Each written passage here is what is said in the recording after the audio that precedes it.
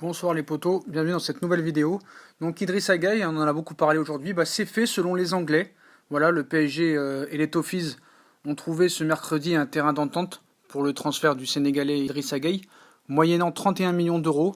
Voilà, c'est ce que les chaînes anglaises et les journaux anglais affirment, cependant que le milieu de terrain international sénégalais doit, lui, finaliser les termes de son contrat avec le club de la capitale. Donc cependant, les médias anglais précisent que ce deal va rapidement se finaliser. Idrissa Gueye et le PSG négociant de longue date, les deux parties ayant même déjà scellé un accord lors du mercato d'hiver.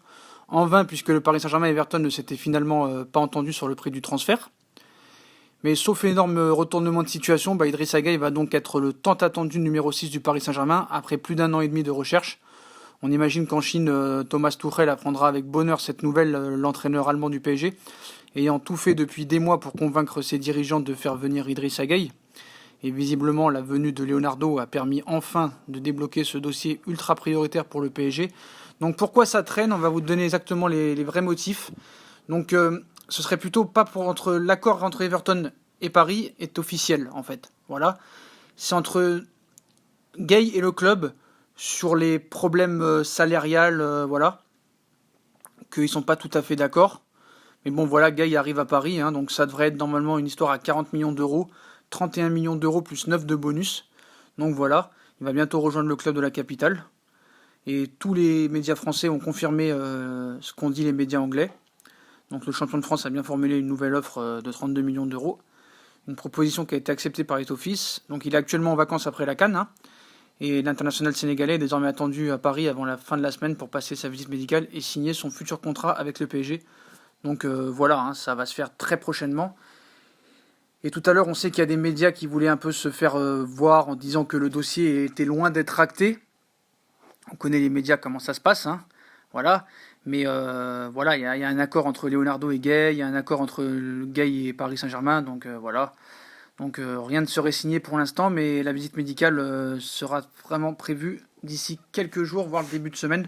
Donc voilà, c'était pour vous dire vraiment que les Anglais, pour les médias anglais, c'est officiel. Voilà, c'est fait. Voilà. Il manque plus que la visite médicale et le maillot.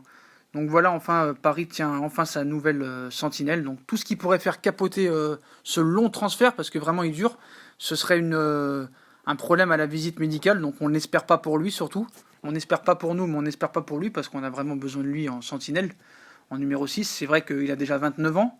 C'est vrai qu'il n'a pas un gros niveau en Ligue des Champions, mais bon, la Ligue des Champions, en championnat anglais, comme vous le savez bien, il y a 6 équipes qui peuvent jouer la Ligue des Champions, donc c'est comme s'il a joué la Ligue des Champions toutes les semaines.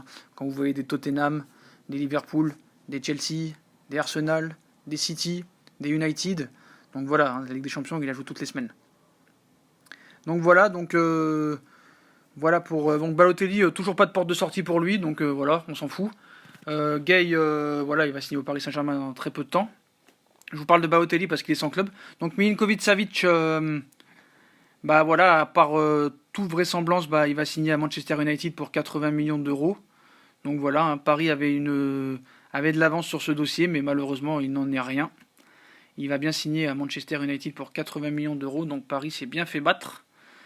Et malheureusement, Paris n'était pas prêt à mettre une telle somme d'argent pour ce transfert. Voilà. Donc Paris a estimé que Milinkovic-Savic n'en valait pas la peine. Donc voilà, sauf énorme rebondissement, il devrait bien poursuivre sa carrière à Manchester. Et le transfert imminent du milieu de terrain qui va rapporter 80 millions d'euros, bonus compris, à la Lazio. Le Serbe qui touchera un salaire annuel de 6 voire à 7 millions d'euros chez les Red Devils pourrait être recruté pour compenser normalement le futur départ annoncé de Paul Pogba qui se rapprocherait du Real Madrid. Parce que si tu recrutes Milinkovic-Savic, tu n'as plus besoin de Pogba, et on sait que Pogba est la priorité de Florentino Pérez, de Zinedine Zidane et du Real Madrid. Donc la venue de Milinkovic-Savic va leur permettre de rapporter des liquidités. Donc on sait très bien que Nolito ne voulait rien savoir sur le prix. Donc ils ont réussi à faire baisser le prix à 80 millions d'euros. Paris apparemment n'était pas prêt à mettre plus de 60 millions d'euros sur Milinkovic-Savic. Il y avait un accord entre Milinkovic-Savic, Leonardo et Kezman, ancien joueur du Paris Saint-Germain. Mais voilà, donc ce transfert amène directement à ouvrir la porte au Real Madrid pour Paul Pogba, qui devrait, si le Real propose la somme que Manchester attend, c'est-à-dire à peu près 180 millions d'euros, Paul Pogba devrait bien rejoindre le Real Madrid dans les semaines à venir. Donc après, il va falloir que le Real aussi mette le prix. On sait que le Real a des gros projets dans les années à venir, surtout sur le cas Kylian Mbappé, on le sait.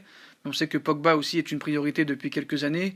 Pogba, au contraire de Neymar, a bien stipulé qu'il voulait partir de Manchester United. Il a posé, vous savez ce que je veux dire. Donc voilà. Donc Dybala, on en parle. Dybala, il est bien partant. Il veut partir du Real Madrid, de la Juve, excusez-moi. Il est ouvert à un départ de la Juventus. Donc au sortir d'une saison très moyenne, pour moi, Dybala, il se pose logiquement des questions sur son avenir du côté de la Juventus. Il est moins rayonnant depuis l'arrivée de Cristiano Ronaldo et l'attaquant argentin serait ouvert à un départ cet été. Son profil particulier ne lui permettant pas forcément de briller dans le 4-3-3 que compte mettre en place Sarri. Et l'ancien joueur de Palerme ne sera pas retenu en cas d'offre avoisinant les 80 millions d'euros. Donc je ne pense pas que le Paris Saint-Germain mettra 80 millions d'euros sur un poste qui n'est pas sa priorité absolue. À moins que je peux me tromper, mais je pense que ce serait bête de mettre 80 millions sur Dybala, alors que ce serait mieux d'avoir un milieu de terrain en plus, ou peut-être un gardien. Et puis pour Matuidi, Leonardo est contre apparemment. Leonardo n'est pas pour. Voilà. Il a dit même qu'il adore Matuidi, il a beaucoup de respect et d'estime par rapport à lui. Il a toujours été fondamental pour le PSG, mais dans le PSG d'aujourd'hui, il y a déjà des joueurs et on va continuer à jouer à 11 sur le terrain. Donc c'est un peu...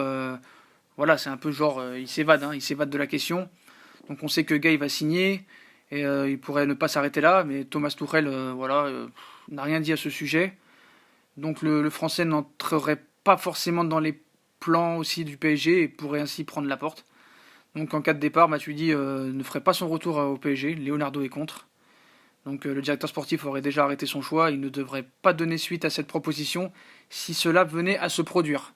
Et Leonardo d'ailleurs l'avait déjà évoqué et fait savoir à l'occasion de son entretien aux Parisiens.